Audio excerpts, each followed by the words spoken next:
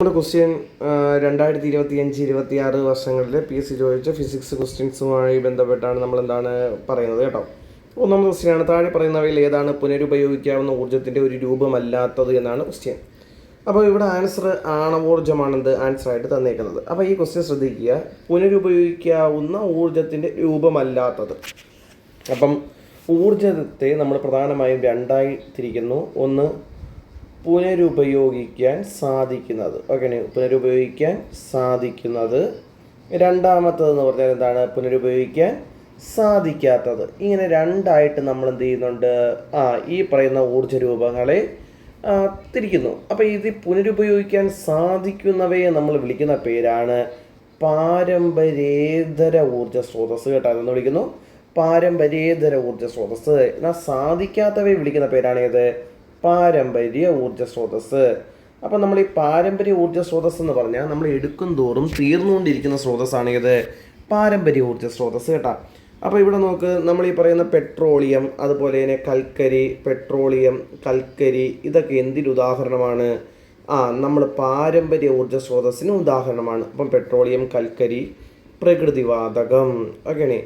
അതുപോലെ തന്നെ ആണവോർജ്ജം. ഈ 4 എണ്ണമാണ് PSC നമ്മളടുത്ത് സ്ഥിരമായി ചോദിക്കുന്ന ഏത്? പാരമ്പര്യ ഊർജ്ജ സ്രോതസ്, അല്ലെങ്കിൽ പുനരുപയോഗിക്കാൻ സാധിക്കാത്ത ഊർജ്ജ രൂപങ്ങൾ, അല്ലെങ്കിൽ എന്താണ് ഊർജ്ജ സ്രോതസ് ഏതൊക്കെയാണ്. ഇപ്പോൾ ഈ ആണവോർജ്ജത്തിൻ്റെ കേസ് പറയുമ്പോൾ നമ്മൾ കേട്ടിട്ടുണ്ട് ആണവ നിലയങ്ങൾ. അപ്പോൾ ആണവ നിലയങ്ങൾ പ്രവർത്തിക്കണമെങ്കിൽ എന്താണ്? അവിടെ ഇന്ധനം വേണം, അല്ലേ? അവിടെ ഇന്ധനമായി നമ്മൾ ഉപയോഗിക്കുന്നത് യുറേനിയമാണ്. യുറേനിയത്തിൻ്റെ ഐസോട്ടോപ്പുകളാണ് ഉപയോഗിക്കുന്നത്. അപ്പോൾ നമുക്ക് യുറേനിയം എവിടെ നിന്നാണ് കിട്ടുന്നത്? നമ്മൾ ഖനനം ചെയ്തെടുക്കുന്നതാണ്, അല്ലേ? യുറേനിയം നമ്മൾ ഖനനം ചെയ്തെടുക്കുന്നതാണ്. അപ്പോൾ നമ്മൾ ഈ പറയുന്ന ഭൂമിയിൽ നിന്ന് കുഴിച്ചെടുക്കുന്ന സാധനങ്ങളെല്ലാം എന്താണ്? തീർന്നുകൊണ്ടിരിക്കുമല്ലേ? അപ്പോൾ സ്വാഭാവികമായും ആണവോർജ്ജവും എന്താണ്? പാരമ്പര്യ ഊർജ്ജ സ്രോതസ്സാണ്. അപ്പം നമ്മൾ ഈ പുനരുപയോഗിക്കാൻ സാധിക്കുന്നത് എന്ന് ചോദിച്ചാൽ എന്താണ്? അത് പാരമ്പര്യേതര ഊർജ്ജ സ്രോതസ്സാണ്. അതാണ് സൗരോർജ്ജം, ജലവൈദ്യുതി, തിരമാലയിൽ നിന്നുള്ള ഊർജ്ജം, അതുപോലെ തന്നെ എന്താണ്? കാറ്റിൽ നിന്നുള്ള ഊർജ്ജം. കാറ്റിൽ നിന്നുള്ള ഊർജ്ജം എന്തിന് ഉദാഹരണമാണ്? ഈ പറയുന്ന പാരമ്പര്യേതര ഊർജ്ജ സ്രോതസ്സാണ്. കേട്ടോ, കാറ്റിൽ നിന്നുള്ള ഊർജ്ജത്തെയാണ് നമ്മൾ വാതോർജ്ജം, ഒക്കെ ജോഗ്രഫിയിൽ ഇപ്പം ചോദിച്ചിട്ടുണ്ട്. വാതോർജ്ജം, ചിലപ്പോൾ വാതോർജ്ജം എന്നായിരിക്കും ഇതിൽ ചോദിക്കുന്നത്. അതിനെ പവനോർജ്ജം എന്നായിരിക്കും ചിലപ്പം ചോദിക്കുന്നത്. കേട്ടോ, പവനോർജ്ജം. ഇതൊക്കെ എന്താണ്? പുനരുപയോഗിക്കാൻ സാധിക്കുന്ന ഊർജ്ജ രൂപങ്ങളാണ്. ഓക്കെയാണ്. ഇനി അതുപോലെ ഒരു കാര്യം കൂടെ അറിഞ്ഞിരിക്കണം, നമ്മൾ ഈ പറയുന്ന പാരമ്പര്യ ഊർജ്ജ സ്രോതസ്സുകളുണ്ടല്ലോ, ഇത് ഉപയോഗിക്കുമ്പോൾ അന്തരീക്ഷ മലിനീകരണമൊക്കെ ഉണ്ടാകുന്നുണ്ടല്ലേ. അപ്പോൾ അതുകൊണ്ട് തന്നെ ഇതിനെ ബ്രൗൺ എനർജി എന്ന് വിളിക്കുന്നുണ്ട്. Brown energy. അപ്പം ബ്രൗൺ എനർജി എന്ന് വിളിക്കുന്നത് പാരമ്പര്യ ഊർജ്ജ സ്രോതസ്സാണ്. എന്നാൽ പാരമ്പര്യേതരമാണെങ്കിൽ അവനാണ് ഗ്രീൻ എനർജി. കേട്ടോ, അവനെ വിളിക്കുന്ന പേരാണ് ഗ്രീൻ എനർജി. ഓക്കെയാണ്. അടുത്ത ക്വസ്റ്റ്യനാണ്, 2025 ഐക്യരാഷ്ട്രസഭ ഏത് വർഷമായാണ് പ്രഖ്യാപിച്ചിരിക്കുന്നത്? അപ്പം നമുക്കിവിടെ തന്നിരിക്കുന്ന ഓപ്ഷൻ ഉണ്ടല്ലോ, തന്നിരിക്കുന്ന ഓപ്ഷൻ വെച്ച് നോക്കുമ്പോൾ അന്താരാഷ്ട്ര ക്വാണ്ടം ശാസ്ത്ര സാങ്കേതിക വർഷമായിട്ട് UN ആചരിച്ചത് എന്നൊന്ന് ചോദിച്ചാൽ എന്താണ്? അത് 2025 UN ആചരിച്ചത്. ഓക്കെയാണ്. ഈ 2025 തന്നെ അന്താരാഷ്ട്ര സഹകരണ സംഘങ്ങളുടെ വർഷമായും ആചരിച്ചു. അന്താരാഷ്ട്ര സഹകരണ സംഘങ്ങളുടെ വർഷം, സഹകരണ സംഘങ്ങളുടെ വർഷം ചോദിച്ചാലും എന്ന് തന്നെയാണ്, അതും 2025 കേട്ടോ, 2025. അപ്പോൾ അന്താരാഷ്ട്ര സഹകരണ സംഘങ്ങളുടെ വർഷം. അതുകൂടാതെ അന്താരാഷ്ട്ര ഹിമാനി സംരക്ഷണ വർഷം, അന്താരാഷ്ട്ര ഹിമാനി സംരക്ഷണ വർഷം, ഹിമാനി സംരക്ഷണ വർഷമായിട്ട് UN ആചരിച്ചതും എന്ന് തന്നെയാണ് 2025. ഓക്കെയാണ്. ലോക ഹിമാനി ദിനം എന്ന് ചോദിച്ചാൽ, ലോക ഹിമാനി ദിനം എന്ന് ചോദിച്ചു കഴിഞ്ഞാൽ അത് മാർച്ച് 21 കേട്ടോ, മാർച്ച് 21 ഇത് ലോക ഹിമാനി ദിനം. ഓക്കെയാണ്. അപ്പോൾ ഈ 2025 തൊട്ടാണ് എന്ത്? മാർച്ച് 21 ലോക ഹിമാനി ദിനമായിട്ട് ആചരിക്കാൻ വേണ്ടി UN എന്താണ് തീരുമാനിക്കുകയൊക്കെ ചെയ്തു. കേട്ടോ. ഇനി അന്താരാഷ്ട്ര വനിതാ കർഷക വർഷം നമ്മുടെ ഓപ്ഷനിലുണ്ട്. അപ്പോൾ അന്താരാഷ്ട്ര വനിതാ കർഷക വർഷം എന്ന് ചോദിച്ചാൽ എന്താണ്? അത് 2026 കേട്ടോ, 2026 അന്താരാഷ്ട്ര വനിതാ കർഷക വർഷം. അതുപോലെ അന്താരാഷ്ട്ര ചെറുധാന്യ വർഷം, മില്ലറ്റ് ഇയർ, അത് 2023 കേട്ടോ, 2023 എന്ത്? അന്താരാഷ്ട്ര ചെറുധാന്യ വർഷമായിട്ട് എന്താണ്? UN ആചരിച്ചത്. ഇനി സുസ്ഥിര വികസനത്തിനായുള്ള അടിസ്ഥാന ശാസ്ത്രങ്ങളുടെ അന്താരാഷ്ട്ര വർഷമായി UN ആചരിച്ച ചോദിച്ചാൽ അത് 2022 കേട്ടോ. അത് 2022 UN ആചരിച്ചത്. അടുത്ത ക്വസ്റ്റ്യനാണ്, ഭൂമിയിൽ ഒരാളുടെ ഭാരം 60 ന്യൂട്ടൺ ആണെങ്കിൽ ചന്ദ്രനിൽ അവരുടെ ഏകദേശ ഭാരം എത്രയായിരിക്കും? അപ്പോൾ നമ്മൾ മനസ്സിലാക്കി വെച്ചേക്കേണ്ട ഒരു സംഭവമാണ്, ചന്ദ്രനിലെ ഒരു വസ്തുവിൻ്റെ ഭാരം ഭൂമിയിലെ ഒരു വസ്തുവിൻ്റെ ഭാരത്തിൻ്റെ 1/6 മാത്രമേ ഉള്ളൂ. ഓക്കെയാണേ. അപ്പം നമ്മുടെ ഭൂമിയിൽ ഒരാളുടെ ഭാരം പറഞ്ഞേക്കുവാണ്. നമ്മുടെ ഭൂമിയിൽ ഒരാളുടെ ഭാരം എത്ര? 60 ന്യൂട്ടനാണ്. ആ ആളിന് ഭൂമിയിലെ ഭാരം എന്താണ്? 60 ന്യൂട്ടൺ ആണെങ്കിൽ ആ ആളിന് എന്താണ്? ചന്ദ്രൻ്റെ മുകളിലെ ഭാരം ചോദിച്ചു കഴിഞ്ഞാൽ എന്താണ്? 60 × 1/6 ചെയ്താൽ മതി. ആൻസർ എത്ര? 10 ന്യൂട്ടൺ ഉത്തരം കിട്ടും കേട്ടോ. അപ്പോൾ ഇങ്ങനെയാണ് ഇത് ഈ ഒരു ക്വസ്റ്റ്യൻ ചെയ്യുന്നത്. ഇത് SCRT കൃത്യമായിട്ട് പറഞ്ഞിട്ടുണ്ട്. എന്താണ്? ഭൂമിയിലെ ഒരു വസ്തുവിൻ്റെ ഭാരം ചന്ദ്രനിൽ എന്താണ്? അതിൻ്റെ 1/6 മാത്രമേ അനുഭവപ്പെടുകയുള്ളൂ എന്ന് പറഞ്ഞിട്ടുണ്ട്.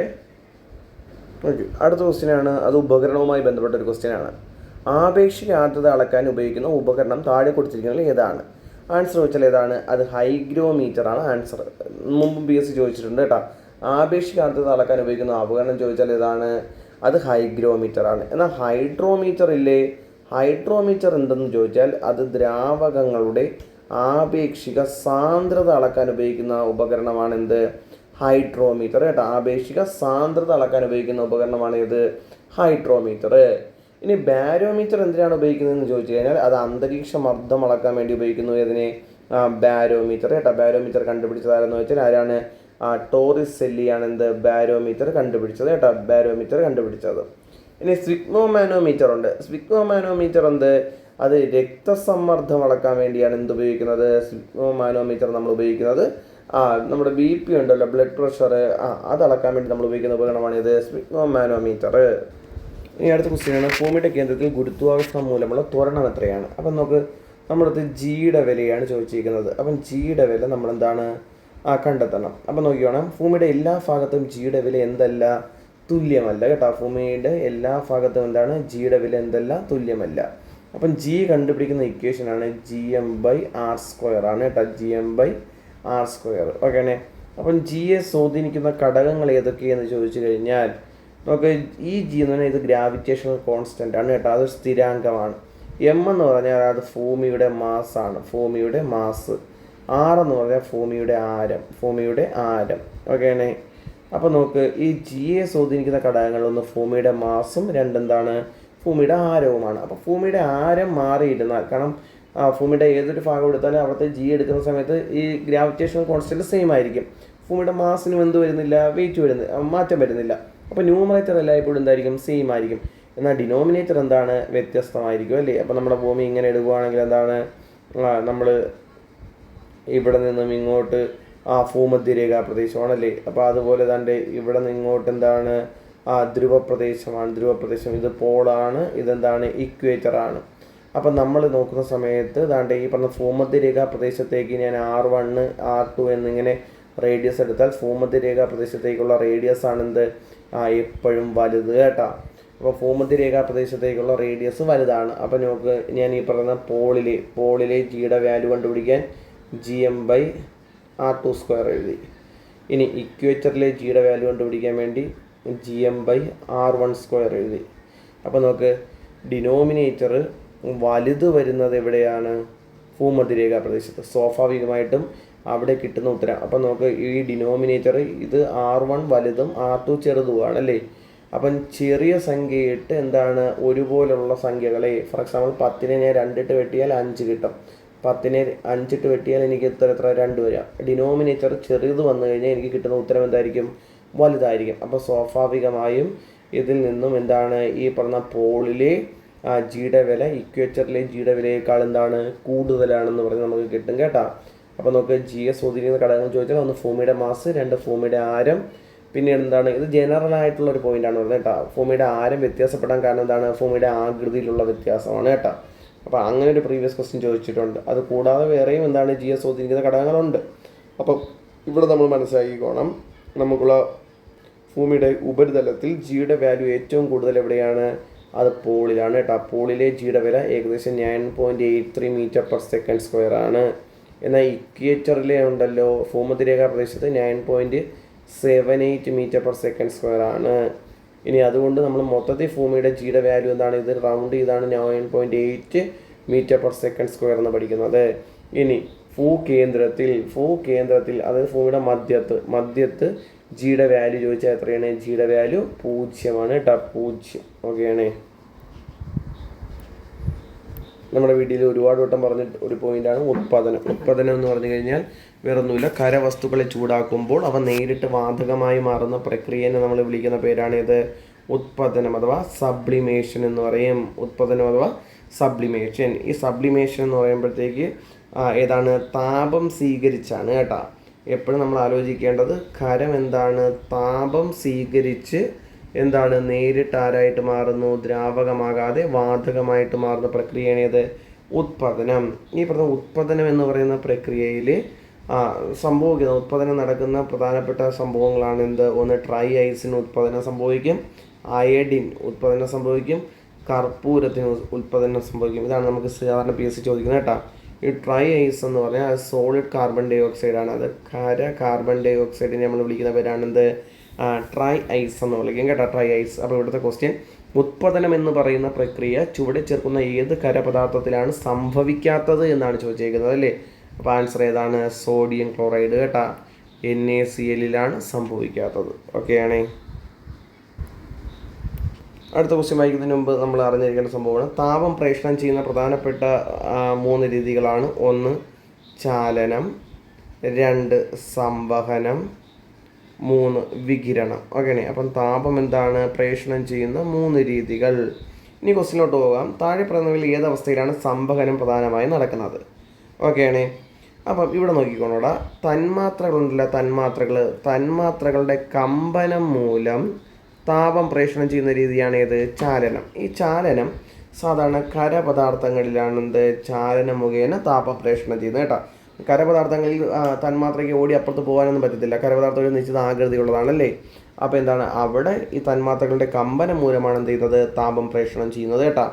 എന്നാൽ തന്മാത്രകളുടെ ചലനം ഉണ്ടല്ലോ, തന്മാത്രകളുടെ ചലനം മൂലം താപം പ്രേഷണം ചെയ്യുന്ന രീതിയാണ് സംവഹനം.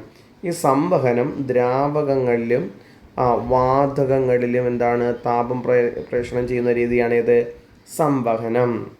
ഇനി വികിരണം എന്ന് പറഞ്ഞു കഴിഞ്ഞാൽ എന്ത്? ഒരു മാധ്യമത്തിൻ്റെയും സഹായമില്ലാതെ താപം പ്രേഷണം ചെയ്യുന്ന രീതിയെ വിളിക്കുന്ന പേരാണ് ഇത് വികിരണം. അപ്പം നമ്മുടെ സൂര്യപ്രകാശത്തിൽ നിന്നൊക്കെ എന്താണ് ചൂട് ഭൂമിയിലോട്ട് എത്തുന്നത്? വികിരണം എന്ന് പറയുന്ന പ്രക്രിയ മുഖേനയാണ് കേട്ടോ. അപ്പോൾ ഇവിടെ ക്വസ്റ്റ്യൻ നോക്ക്, താഴെ പറഞ്ഞതിൽ ഏതവസ്ഥയിലാണ് സംവഹനം പ്രധാനമായി നടക്കുന്നത്? ഖരരൂപത്തിലും ദ്രാവകത്തിലും മാത്രം. ഖരരൂപത്തിൽ ഓൾറെഡി നമ്മൾ പറഞ്ഞു എന്താണ്? ചാലനം മാത്രമേ ഉള്ളൂ. ശൂന്യതയിലും ഖരരൂപത്തിലും. ഓക്കെയാണേ. അപ്പം ഖരരൂപത്തിൽ സംഭവന ഇല്ലെന്ന് ഓൾറെഡി നമുക്കറിയാം. അപ്പോൾ അതുകൊണ്ട് പോയി. ഖരരൂപത്തിൽ മാത്രം അതും പോയി, കാരണം 3ലും ഖരമുണ്ട് അല്ലേ. ഖരം വന്നാൽ അപ്പോഴേ പോയി. പിന്നെ എന്താണ്? ദ്രാവകങ്ങളിലും വാതകങ്ങളിലും മാത്രം. അങ്ങനെയാണ് എന്ത്? ഓപ്ഷൻ ഡി ഇവിടെ ആൻസർ ആയിട്ട് വരുന്നത് കേട്ടോ. ഓക്കെ. ഇവിടെ നോക്ക്, ഊഷ്മാവിൻ്റെ SI യൂണിറ്റാണ് കെൽവിൻ. അപ്പം ജലത്തിൻ്റെ തിളനില കെൽവിൻ സ്കെയിലിൽ എത്രയെന്നാണ് ക്വസ്റ്റ്യൻ. ഓക്കെയാണേ. അപ്പം നമുക്കറിയാം ജലത്തിൻ്റെ തിളനില നമ്മുടെ വേറെ ക്ലാസ് നമ്മൾ കിടപ്പുണ്ട് കേട്ടോ. ഇത് നമ്മൾ വിശദമായിട്ട് തന്നെ തന്നിരിക്കുന്ന ക്ലാസ്സുകളുണ്ട്. അതുകൊണ്ടാണ് നമ്മൾ വിശദമായിട്ട് തന്നിരിക്കുന്നത് കൊണ്ടാണ് എന്ത് പല ക്വസ്റ്റ്യൻസ് നമ്മളിങ്ങനെ പറയുന്നത്. അപ്പോൾ നമ്മൾ ബാക്കി ക്ലാസ്സൊക്കെ കയറി കാണുവാണെങ്കിൽ ഇതേ ക്വസ്റ്റ്യൻസ് അവിടെ ആവർത്തിച്ച് വന്നേക്കുന്നതായിട്ട് കാണാം. അപ്പം ജലത്തിൻ്റെ തിളനില നമുക്ക് നോർമലി അറിയാം 100 ഡിഗ്രി സെൽഷ്യസ് ആണെന്ന് അറിയാം അല്ലേ. അപ്പോൾ നോക്കണം, ഈ സെൽഷ്യസ് സ്കെയിലിനെ കെൽവിനിലോട്ട് മാറ്റാൻ അപ്പോൾ നമുക്ക് ഉത്തരം ഏതിൽ കിട്ടണം? കെൽവിനിൽ കിട്ടണം. കെൽവിനിലോട്ട് കിട്ടാൻ വേണ്ടി ഡിഗ്രി സെൽഷ്യസിൻ്റെ കൂടെ 273 കൂട്ടിയാൽ മതി. ഓക്കെയാണേ. ഇമ്പോർട്ടൻ്റ് പോയിൻ്റാണ്, പഠിച്ചു വെച്ചേക്കണം കേട്ടോ. ഇതിപ്പം ചോദിച്ച ക്വസ്റ്റ്യൻ ആണ്. അപ്പോൾ നമുക്ക് സെൽഷ്യസ് 100 ഡിഗ്രി സെൽഷ്യസ്, അതിന് കെൽവിനിലോട്ട് മാറ്റാൻ എത്ര? 273. ആൻസർ എത്ര? 373 K എന്ന് ഉത്തരം വരും കേട്ടോ. അങ്ങനെയാണ് ഇതിൻ്റെ ഉത്തരം 373 K വരുന്നത്. ഓക്കെ. ഇവിടെ ഒരു ക്വസ്റ്റ്യൻ ആണ്. അടിസ്ഥാന യൂണിറ്റുകളായ മീറ്റർ, കിലോഗ്രാം, സെക്കൻഡ് എന്നിവ ഉപയോഗിച്ച് പവറിൻ്റെ യൂണിറ്റ് എഴുതുക. ശരിയായത് ഏത്? ഓക്കെ. ഈ പവർ നമ്മൾ ശക്തി എന്ന് പറയുന്ന പവർ കണ്ടുപിടിക്കാൻ പറഞ്ഞാൽ power P = work by time. ഓക്കെയാണേ. Power P = work by time. ഈ ഇക്വേഷനാണ് നമ്മളെന്താണ് ഇതിൻ്റെ യൂണിറ്റ് കണ്ടുപിടിച്ചിട്ട് അതിൻ്റെ യൂണിറ്റിനെ ഏതിലോട്ട് മാറ്റി എഴുതണം? ഈ പറയുന്ന മീറ്റർ, കിലോഗ്രാം, സെക്കൻഡിലോട്ട് മാറ്റി എഴുതണം. ഏതൊരു ക്വസ്റ്റ്യൻ കിട്ടിയാലും ഇങ്ങനെ വേണം ചെയ്യാൻ. ആദ്യം എന്താണ് ഏതിൻ്റെ യൂണിറ്റാണോ കണ്ടുപിടിക്കേണ്ടത് അവൻ്റെ ഇക്വേഷൻ എഴുതണം. ഓക്കെയാണേ. പവറിൻ്റെ ഇക്വേഷൻ. പവർ പി സമം വർക്ക് ഡൺ ബൈ ടൈം എന്നല്ലേ പറയുന്നത്, പ്രവൃത്തി ഭാഗം സമയം. പ്രവൃത്തിയുടെ SI യൂണിറ്റ് ചോദിച്ചാൽ അത് ജൂളാണ്. ഓക്കെയാണേ. സമയത്തിൻ്റെ സെക്കൻഡ് അല്ലേ, ജൂൾ പെർ സെക്കൻഡ്. ഓക്കെയാണേ. ജൂൾ പെർ സെക്കൻഡിന് നമ്മൾ വിളിക്കുന്ന പേരാണ് വാട്ട്. ഓക്കെ, ജൂൾ പെർ സെക്കൻഡിന് നമ്മൾ വിളിക്കുന്ന പേരാണ് വാട്ട്.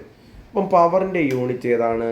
വാട്ടാണ് പവറിൻ്റെ യൂണിറ്റ്. പവറിൻ്റെ യൂണിറ്റിനെ ഞാൻ സ്പ്ലിറ്റ് എഴുതിയാൽ ജൂൾ പെർ സെക്കൻഡായി. അതിൽ നോക്ക്, ഈ മീറ്റർ കിലോഗ്രാം സെക്കൻഡിൽ ഓൾറെഡി ആയി. ഇവിടുത്തെ സെക്കൻഡ് ഓൾറെഡി നമുക്ക് ആയി. ഇനി ജൂളിനെ വേണം നമ്മൾ ചേഞ്ച് ചെയ്യാൻ. അപ്പം ജൂൾ ആരുടെ യൂണിറ്റ് ആണെന്ന് നമുക്കറിയാം. വർക്കിൻ്റെ യൂണിറ്റ് ആണ് എന്ത്? ജൂൾ. വർക്ക് കണ്ടുപിടിക്കാൻ പറഞ്ഞാൽ ഫോഴ്സേ ഗുണം ഡിസ്പ്ലേസ്മെൻ്റ് അല്ലേ വർക്ക്. അപ്പം ബലം ഗുണം സ്ഥാനാന്തരമാണ് എന്ത്? വർക്ക്. ബലത്തിൻ്റെ SI യൂണിറ്റ് ന്യൂട്ടൺ ആണ്. സ്ഥാനാന്തരത്തിൻ്റെ SI യൂണിറ്റ് എന്താണ്? മീറ്റർ ആണ്. ഈ ന്യൂട്ടൺ മീറ്ററിനെ നമ്മൾ വിളിക്കുന്ന പേരാണടാ എന്ത്? ജൂൾ എന്ന് വിളിക്കുന്നത്. അപ്പോൾ ന്യൂട്ടൺ മീറ്ററിനെ നമ്മൾ വിളിക്കുന്ന പേരാണ് ജൂൾ. ഓക്കെയാണേ. അപ്പോൾ എനിക്ക് ഈ പറഞ്ഞ ജൂളിനെ സ്പ്ലിറ്റ് ചെയ്ത് എന്തെന്ന് മാറ്റാൻ പറ്റും? ന്യൂട്ടൺ മീറ്റർ എന്ന് മാറ്റാൻ പറ്റും. അപ്പോൾ ഞാൻ ന്യൂമറേറ്ററിലുള്ള ജൂൾ മാറ്റിയിട്ട് അവിടെ ന്യൂട്ടൺ മീറ്റർ പെർ സെക്കൻഡ് എന്ന് എഴുതി. ഇത്രയും കുഴപ്പമൊന്നുമില്ലല്ലോ. ഇനി അടുത്ത് നോക്കടാ, ഈ പറയുന്ന ന്യൂട്ടൺ മീറ്റർ ഏത്? അതിൽ മീറ്ററും സെക്കൻഡും ഓൾറെഡി എന്താണ്? ഈ അടിസ്ഥാന യൂണിറ്റുകളിൽ വന്നിട്ടുണ്ട്, മീറ്ററും സെക്കൻഡും. ഇനി ഇത് ചേഞ്ച് ചെയ്യണം? ന്യൂട്ടണിനെ ചേഞ്ച് ചെയ്യണം. അപ്പം ന്യൂട്ടൺ ആരുടെ യൂണിറ്റാണ്? ഫോഴ്സിൻ്റെ യൂണിറ്റ് അല്ലേ. ഇപ്പോൾ ഫോഴ്സ് കണ്ടുപിടിക്കുന്ന ഇക്വേഷൻ എം മാസിൻ്റെ SI unit kilogram, acceleration metre per second square. Metre per second square ആണ് എന്ത്? ആക്സിലറേഷൻ്റെ unit. Kilogram metre per second സ്ക്വയറിനെ നമ്മൾ വിളിക്കുന്ന പേരാണ് ന്യൂട്ടൺ. കേട്ടോ. അപ്പോൾ അവനെ നമ്മൾ വിളിക്കുന്ന പേരാണ് എന്ത്? ന്യൂട്ടൺ. അപ്പോൾ ഞാൻ ഈ പറഞ്ഞ ന്യൂട്ടണിനെ സ്പ്ലിറ്റ് ചെയ്ത് എങ്ങനെ എഴുതാം? Kilogram metre per second square, അത് ഞാൻ ബൈ എന്ന് എഴുതുക, ഇൻറ്റു മീറ്ററെ ഹോൾ ഡിവൈഡ് ബൈ സെക്കൻഡ്. ഓക്കെയാണേ. അപ്പോൾ ന്യൂമറേറ്ററിൽ എന്താണ്? കിലോഗ്രാം ഒരു metre by second square into metre. പിന്നെ ഇവിടെ ബൈ 1, ഇവിടെ ബൈ 1. ഈ ന്യൂമറേറ്റർ എല്ലാം കൂടെ ഗുണിക്കുമ്പോൾ എനിക്ക് എന്താണ്? കിലോഗ്രാം മീറ്റർ സ്ക്വയറെ ബൈ സെക്കൻഡ് സ്ക്വയറെ ഹോൾ ഡിവൈഡ് ബൈ സെക്കൻഡ് എന്ന് വരത്തില്ലേ. ഈ സെക്കൻഡ് എന്താണ്? അങ്ങ് മുകളിൽ പോകുമ്പോഴത്തേക്ക് kilogram metre square per second cube. ഇങ്ങനെ എന്താണ്? ഉത്തരം കിട്ടും. അപ്പോൾ answer kilogram metre square per second cube. അപ്പോൾ ഇങ്ങനെ വേണം എന്താണ്? ഇതുപോലൊരു ചോദ്യം വന്നു കഴിഞ്ഞാൽ കണക്ക് ചെയ്യാൻ. കേട്ടോ. അപ്പോൾ നമ്മളത് വേറെ ഏതെങ്കിലും ചോദിച്ചാലും നമ്മൾ എന്ത് ചെയ്യും? ആദ്യം നമ്മൾ അവൻ്റെ ഇക്വേഷൻ എഴുതണം. ഇക്വേഷൻ എഴുതിയിട്ട് ഇക്വേഷനിൽ നിന്നും എന്താണ്? ഡയറക്റ്റ് എന്താണ് നമ്മൾ കണ്ടുപിടിക്കുന്ന യൂണിറ്റ് എഴുതണം. ആ യൂണിറ്റുകൾ സ്പ്ലിറ്റ് ചെയ്ത് എന്താണ്? കൊണ്ടുപോകണം. കേട്ടോ. അപ്പോൾ അടുത്ത് ചോദിച്ചൊരു ക്വസ്റ്റ്യനാണ്, ഒരു വസ്തുവിൻ്റെ സ്വാഭാവിക ആവൃത്തിയെ സ്വാധീനിക്കാത്ത ഘടകമുണ്ട്. അപ്പോൾ എന്താണ് ഒരു വസ്തുവിൻ്റെ സ്വാഭാവിക ആവൃത്തി? നാച്ചുറൽ ഫ്രീക്വൻസി എന്ന് പറയും. കേട്ടോ. അത് നമ്മളൊരു വസ്തുവിനെ സ്വതന്ത്രമായി കമ്പനം ചെയ്യാൻ അനുവദിച്ചാൽ ആ വസ്തു എന്താണ്? അതിൻ്റേതായ ആവൃത്തിയിൽ കമ്പനം ചെയ്യുന്നു.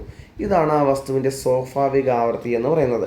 ആ സ്വാഭാവിക ആവൃത്തിയെ സ്വാധീനിക്കുന്ന ഘടകങ്ങൾ വസ്തുവിൻ്റെ നീളം സ്വാധീനിക്കും, വസ്തുവിൻ്റെ വലിപ്പം, അതായത് വസ്തുവിൻ്റെ കനം, അതുപോലെ വസ്തുവിൻ്റെ ഇലാസ്തികത എന്നിവയാണ് സ്വാഭാവിക ആവൃത്തിയെ സ്വാധീനിക്കുന്ന ഘടകങ്ങൾ. വസ്തുവിൻ്റെ നിറം എന്തിനെ സ്വാധീനിക്കുന്നില്ല? സ്വാഭാവിക ആവൃത്തിയെ സ്വാധീനിക്കുന്നില്ല. അപ്പോൾ ഇവിടുത്തെ ആൻസർ ഏതാണ്? ആൻസർ ഓപ്ഷൻ ഡി ആണ് ഇവിടുത്തെ ആൻസർ. കേട്ടോ. ഇത് 10ാം ക്ലാസ്സിലെ 1ാമത്തെ ചാപ്റ്റർ ഉണ്ട്. ഓക്കെ, സൗണ്ട് വേവ്സ് ഒക്കെ കുറിച്ച് എക്സ്പ്ലെയിൻ ചെയ്തൊരു ചാപ്റ്റർ. ആ ചാപ്റ്ററിൽ എന്താണ് ഇവരിത് കൃത്യമായിട്ട് പറയുന്നുണ്ട്. ഇത് നമ്മൾ നമ്മുടെ പരീക്ഷ കഴിഞ്ഞ സമയത്ത്, അതായത് 1ാം ഘട്ടം കഴിഞ്ഞ സമയത്ത് കൃത്യമായിട്ട് എന്താണ് ഇത് ചോദിക്കുമെന്ന് പറഞ്ഞ് നമ്മുടെ ഗ്രൂപ്പിൽ ഞാൻ എന്ത് ചെയ്തിട്ടുണ്ട്? ഇത് ക്രോപ്പ് ചെയ്ത് നോട്ട് തന്നിട്ടുണ്ടായിരുന്നു. കേട്ടോ. അപ്പോൾ ഇത് അതുപോലെ എന്ത് ചെയ്ത് പരീക്ഷയ്ക്ക് ചോദിക്കുകയും ചെയ്തായിരുന്നു. എടാ, ഈ ഒരു ക്വസ്റ്റ്യൻ ഉണ്ടല്ലോ, പ്രകാശം ഒരു പ്രതലത്തിൽ പതിക്കുമ്പോൾ പതന കോണും പ്രതിഫലന കോണും തുല്യമാകുന്നത് എപ്പോൾ? ഓക്കെയാണേ. ഇവിടെ നോക്കിക്കോണേ, ഇതൊരു മിനുസമുള്ള പ്രതലമാണ്. അപ്പം മിനുസമുള്ള പ്രതലത്തിൽ ഒരു വസ്തു വന്ന് പതിക്കുകയാണ്, ഒരു പ്രകാശം വന്ന് പതിക്കുകയാണ്. അപ്പം പ്രകാശം വന്ന് പതിക്കുന്ന ഈ ഒരു പോയിന്റിലെ ഈ പോയിന്റിൽ ഞാൻ എന്ത് ചെയ്യുന്നു? ഒരു ലംബം വരയ്ക്കുകയാണ്. ഓക്കെയാണേ. അപ്പോൾ ഇത് നോർമലാണ്. ഇതെന്താണ്? പതനരശ്മിയാണ്. അപ്പോൾ എന്ത് ചെയ്യും? പ്രതിപതന രശ്മി ഇങ്ങനെ പോകും. ഓക്കെയാണ്, ഇതാണ് പ്രതിപതന രശ്മി. അപ്പോൾ ഇവിടത്തെ പതനരശ്മിയും നോർമലുമായിട്ടുള്ള കോൺ. ഓക്കെയാണ്, അതായത് ഇൻസിഡൻറ്റ് റേയും നോർമലുമായിട്ടുള്ള കോൺ, അതിനാണ് നമ്മൾ ആംഗിൾ ഐ എന്ന് വിളിക്കും. ഓക്കെ, എന്ന് വിളിക്കും ആംഗിൾ ഐ. അപ്പോൾ ഇവിടുത്തെ ഈ നോർമലും അതുപോലെ തന്നെ എന്താ പ്രതിപതന രശ്മി, അതായത് ഈ പറയുന്നത് നമ്മളെന്താണ് റിഫ്ലക്റ്റിംഗ് റേ എന്ന് പറയാം കേട്ടോ. അപ്പോൾ ഈ ആംഗിളിനെ നമ്മളെന്താണ് ആർ എന്ന അക്ഷരം കൊണ്ട് സൂചിപ്പിക്കും. അപ്പോൾ നമുക്ക് ഇത് ആംഗിൾ 6. അപ്പോൾ ഒരു മിനുസമുള്ള പ്രതലത്തിൽ പ്രകാശം വന്ന് പതിക്കുമ്പോൾ അവിടെ angle I is equal to എന്താണ്? ആംഗിൾ 6 ആണ്. അത് എല്ലായ്പ്പോഴും angle I is equal to എന്തായിരിക്കും? ആംഗിൾ 6 ആയിരിക്കും. അപ്പം പതന കോണും പ്രതിപതന കോണും എന്താണ്? തുല്യമാണ്. എന്നാൽ ഒരു മിനുസമുള്ള പ്രതലത്തിൽ മിനുസമില്ലാത്ത ഒരു പ്രതലത്തിലാണ് പ്രകാശം വന്ന് പതിച്ചു കഴിഞ്ഞാൽ, ഇപ്പം നമുക്ക് ഈ പറയുന്ന പതനരശ്മി ഇങ്ങനെ വന്ന് പതിക്കുന്നു, പ്രതിപതന രശ്മി ഇതായി ചിലപ്പോൾ ഇങ്ങനെ പോകും. ഓക്കെയാണ്, ഇവിടെ ഒരിക്കലും ആംഗിൾ ഓഫ് ഇൻസിഡൻറ്റും ആംഗിൾ ഓഫ് റിഫ്ലക്ഷനും എല്ലായ്പ്പോഴും തുല്യമാണ് എന്ന് നമുക്ക് പറയാൻ സാധിക്കത്തില്ല കേട്ടോ. PS ഇവിടെ എന്താണ് ആദ്യം ആൻസർ എപ്പോഴും തുല്യം എന്നൊക്കെ പറഞ്ഞാണ് തന്നത്. അതെന്താണ്? എപ്പോഴും തുല്യമൊന്നുമല്ല കേട്ടോ. നമുക്ക് പ്രത്യേക സാഹചര്യങ്ങളിൽ തുല്യമാകുന്നു എന്നതാണ് ശരിയായിട്ടുള്ളത്. അതായത് മിനുസമുള്ള പ്രതലത്തിലാണ് പ്രകാശം വന്ന് പതിക്കുന്നത് എങ്കിൽ പതന കോണും പ്രതിപതന കോണും യഥാർത്ഥത്തിൽ തുല്യമാകും. ഇവിടെ PS ഏത് ഉത്തരമാണോ തരുന്നേക്കുന്നത് ആ ഉത്തരം വെച്ച് നമ്മൾ എന്ത് ചെയ്യണം? പഠിക്കണം കേട്ടോ. കാരണം PS ചിലപ്പോൾ അത് തന്നെയായിരിക്കും വീണ്ടും റിപ്പീറ്റ് ചെയ്ത് നമ്മളിത് ചോദിക്കുന്നത്. അടുത്ത ക്വസ്റ്റ്യനാണ്, ഇടിമിന്നലുള്ള സമയത്ത് മിന്നൽ ആദ്യം കാണുകയും ഇടിയുടെ ശബ്ദം പിന്നീട് കേൾക്കുകയും ചെയ്യുന്നു. കാരണമെന്ത്? കാരണം വേറൊന്നുമല്ല, ഈ പറഞ്ഞ ഇടിമിന്നൽ ഉണ്ടാകുന്നത് ഇടിയും മിന്നലും ഒരേ സമയത്താണ് ഉണ്ടാകുന്നത് കേട്ടോ. ഇടിയും മിന്നലും ഒരേ സമയത്ത് ഉണ്ടാകുന്നു. ഇടി എന്നത് എന്താണ്? സൗണ്ട് എനർജിയാണ് അല്ലേ? ഇടി എന്നത് സൗണ്ടാണ്, ശബ്ദമാണ്. ഓക്കെയാണേ. എന്നാൽ മിന്നൽ എന്താണ്? മിന്നൽ പ്രകാശമാണ്, പ്രകാശത്തിന് ശബ്ദത്തേക്കാൾ വേഗത കൂടുതലാണ്. ഓക്കെ, പ്രകാശത്തിന് ശബ്ദത്തേക്കാൾ വേഗത കൂടുതലാണ്. പ്രകാശത്തിൻ്റെ വായുവിലെ വേഗത ചോദിച്ചാൽ അത് നമ്മൾ വായുവിലെ, അതായത് എയറിലെ പ്രകാശത്തിൻ്റെ വേഗത ചോദിച്ചു കഴിഞ്ഞാൽ 3 × 10⁸ m/s എന്ന് പറഞ്ഞ് നമ്മൾ കണക്ക് ചെയ്യാൻ വേണ്ടി പഠിക്കും. ഇത് ഏകദേശം ഒരു 2.98 × 10⁸ ഉള്ളൂ കേട്ടോ. ഏതാണ്? വായുവിലൂടെയുള്ള പ്രകാശത്തിൻ്റെ വേഗത. എന്നാൽ ഇതേ വായുവിലൂടെയുള്ള ശബ്ദത്തിൻ്റെ വേഗത ചോദിച്ചാൽ അത് ഏകദേശം 350 m/s ആണ്. നോക്ക്, ഒരു സെക്കൻഡിൽ ഏകദേശം 30 കോടി മീറ്റർ എന്താണ് എയറിലൂടെ പ്രകാശം സഞ്ചരിക്കുമ്പോൾ ഒരു സെക്കൻഡിൽ ജസ്റ്റ് 350 മീറ്റർ സഞ്ചരിക്കുന്നുള്ളൂ? ശബ്ദം സഞ്ചരിക്കുന്നുള്ളൂ. അതുകൊണ്ട് തന്നെ എന്താണ് പ്രകാശത്തിന് ശബ്ദത്തേക്കാൾ വേഗതയിൽ സഞ്ചരിക്കാൻ സാധിക്കും. അപ്പോൾ ആൻസർ പ്രകാശത്തിൻ്റെ വേഗത ശബ്ദത്തിൻ്റെ വേഗതയേക്കാൾ വളരെ കൂടുതലാണ്. അപ്പോൾ അതുകൊണ്ടാണ് മിന്നൽ ആദ്യം കാണുകയും ഇടിയുടെ ശബ്ദം പിന്നീട് കേൾക്കുകയും ചെയ്യുന്നത് കേട്ടോ. ഇവിടെ ഒരു ക്വസ്റ്റ്യനാണ്, ഭൂമിയിൽ അന്തരീക്ഷമില്ലായിരുന്നുവെങ്കിൽ പകൽ സമയത്ത് ആകാശം കാണപ്പെടുന്ന നിറം കറുപ്പ് നിറമാണ്. ഓക്കെയാണേ. അപ്പം നമുക്കുള്ള ആകാശം ഏത് നിറത്തിലാണ് പകൽ സമയത്ത് സാധാരണ കാണുന്നത്? നീല നിറത്തിലാണ് അല്ലേ? എന്തുകൊണ്ടാണ് നീല നിറത്തിൽ കാണപ്പെടുന്നത് എന്ന് ചോദിച്ചു കഴിഞ്ഞാൽ വേറൊന്നുമല്ല, സൂര്യപ്രകാശം നമ്മൾ വിസിബിൾ ലൈറ്റ് ഉണ്ടല്ലേ, വിസിബിൾ ലൈറ്റിൽ വിബ്ജിയോർ എന്ന് പറയുന്ന 7 വർണ്ണങ്ങളും ഉണ്ട്. ഓക്കെയാണ്. ഈ 7 വർണ്ണങ്ങളിൽ തരംഗദൈർഘ്യം കുറഞ്ഞ വയലറ്റ്, ഇൻഡിഗോ, ബ്ലൂ എന്നിവയുണ്ടല്ലോ, എന്നിവ പകൽ സമയത്ത് സൂര്യനിൽ നിന്ന് ഇങ്ങോട്ട് കടന്നു വരുമ്പോൾ നമുക്കുള്ള അന്തരീക്ഷത്തിലെ ചെറിയ കണികകളിൽ തട്ടി എന്ത് സംഭവിക്കും? പൂർണ്ണമായും ഇതങ്ങ് പ്രതിഫലിക്കും. ഓക്കെയാണ്. അപ്പോൾ പ്രതിഫലിക്കാൻ എന്ത് ചെയ്യും? ഇത് അന്തരീക്ഷത്തിൽ മുഴുവനായിട്ട് വ്യാപിച്ചിരിക്കുന്നതായി തോന്നും. അതുകൊണ്ടാണ് പകൽ സമയത്ത് നമ്മുടെ ആകാശം ഏത് നിറത്തിൽ നമ്മൾ കാണുന്നത്? നീല നിറത്തിൽ ജനറലി കാണുന്നത്. എന്നാൽ നമുക്ക് അന്തരീക്ഷം ഇല്ലായിരുന്നുവെങ്കിൽ ഈ പറഞ്ഞ വ്യാപനം ഒന്നും സംഭവിക്കത്തില്ലായിരുന്നു കേട്ടോ. ആ സമയത്ത് നമുക്ക് അന്തരീക്ഷം ഏത് നിറത്തിലാണ് കാണപ്പെടുന്നത്? ആകാശം ഏത് നിറത്തിലാണ് കാണപ്പെടുന്നത്? കറുപ്പ് നിറത്തിലാണ്. അപ്പോൾ നമ്മളിത് പരീക്ഷിക്കുകയും ചന്ദ്രനിൽ ആകാശം കാണപ്പെടുന്ന നിറം ഏത് നിറം? കറുപ്പ് നിറത്തിലാണ് കേട്ടോ. ചന്ദ്രനിൽ എന്തില്ല? അന്തരീക്ഷമില്ലാത്തതിനാൽ ചന്ദ്രനിൽ ആകാശം കാണപ്പെടുന്ന നിറം ചോദിച്ചാൽ ഏതാണ്? അത് കറുപ്പ് നിറമാണ് കേട്ടോ. അപ്പോൾ ഇവിടെ നോക്കടാ ക്വസ്റ്റ്യൻ, വൈദ്യുത കാന്തിക തരംഗങ്ങളിൽ ആവർത്തി ഏറ്റവും കൂടിയ തരംഗം ഏത്?